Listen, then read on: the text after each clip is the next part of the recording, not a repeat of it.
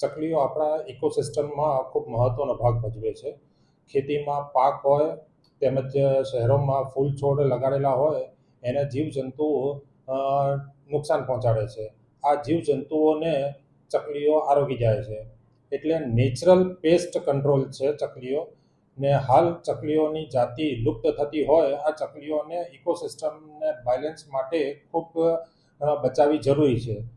આ ચકલીઓને બચાવવા માટે પીપલ્સ ફોર પોલીસ ફાઉન્ડેશનના સહયોગથી માળા બનાવવામાં આવેલા છે. આ માળાઓ રાજકોટ પોલીસ હેડક્વાર્ટર ખાતે લગભગ 200 જેટલા માળાઓ અલગ અલગ જગ્યા ઉપર લગાડવામાં આવ્યા છે.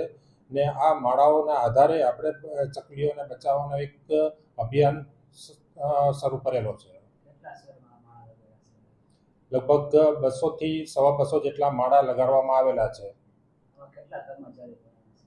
લગભગ 15થી 20 પોલીસ અધિકારી તથા કર્મચારીઓએ સહયોગથી આ માળાઓ લગાડવામાં આવેલા છે.